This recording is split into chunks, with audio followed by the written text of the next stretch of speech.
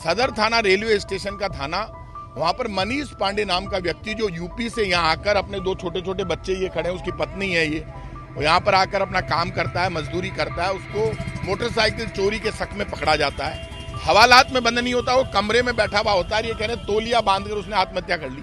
यदि उसने पुलिस की दहशत से आत्महत्या कर ली तो भी पुलिस और भाजपा सरकार जिम्मेदार है, और यदि उसकी हत्या हो गई तो भी पुलिस और भाजपा सरकार जिम्मेदार है।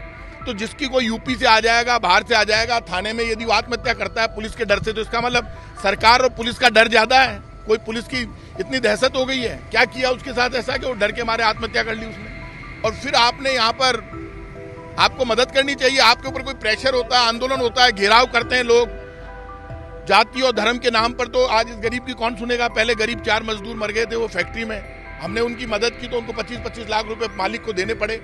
इनकी सहायता नहीं होगी और सच्चाई सामने नहीं आएगी, आप ये मानकर चलना टकराव होगा। और यदि ये टकराव होता है तो उसके लिए ये सरकार जिम्मेदार होगी।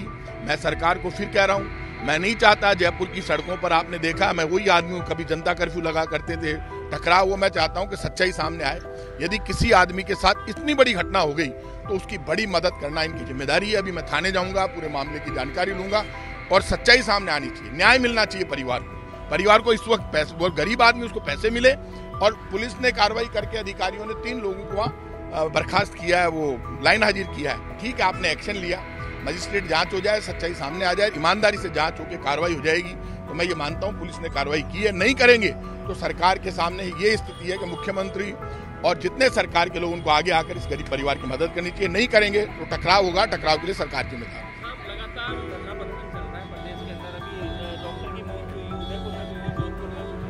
देखिए, ये जो सारे हालात हुए हैं, उसके लिए सरकार को ये समझना पड़ेगा कि थाने में यदि आप मौत हो रही है और थाने में मौत हो रही है, इसलिए पुलिस के डर से उसने आत्महत्या की है, तो बेचारा यूपी के परिवार से कोई आकर मनीष पांडे नाम का व्यक्ति मर जाता है तो सरकार की जिम्मेदार। हत्या हुई है तो भी सरकार जिम्मेदार है, आत्महत्या हुई है तो भी सरकार जिम्मेदार है। तो थाने में मौत के ऊपर तो बड़ा मुआवजा इस परिवार को तो दोगे, तो छोटे छोटे बच्चे हैं। और जो सच, अब इन्होंने लाइन हाजिर कर दिया, ठीक है, आपने पहला एक्शन ठीक ले लिया पुलिस ने, लेकिन आगे भी एक्शन लो, आगे इस तरह की घटना नहीं हो।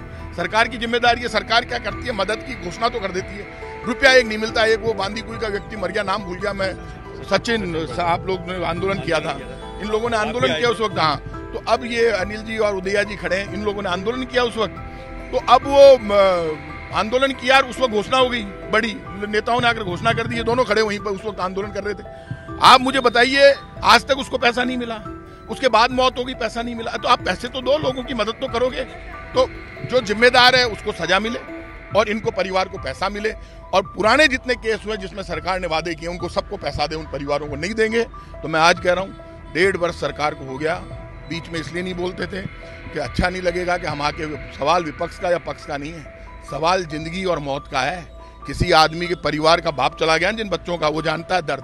मनीष पांडे के परिवार को न्याय मिलना चाहिए, बड़ी मदद करे। कितनी मदद करेगी ये मुख्यमंत्री जी बताए, और मदद करे और सच्चाई सामने आनी चाहिए कि इस मौत का कारण क्या है। मैं अभी थाने भी जाऊंगा, इस मामले में चुप नहीं रहेंगे। यदि कहीं भी टकराव होता है, लॉ एंड ऑर्डर खराब होता है, तो उसके लिए सरकार जिम्मेदार होगी, पुलिस जिम्मेदार होगी। मैं फिर कह रहा हूं, बड़ा टकराव भी कहीं हुआ जयपुर में तो चुप नहीं रहेंगे, न्याय मिलना चाहिए इन लोगों को।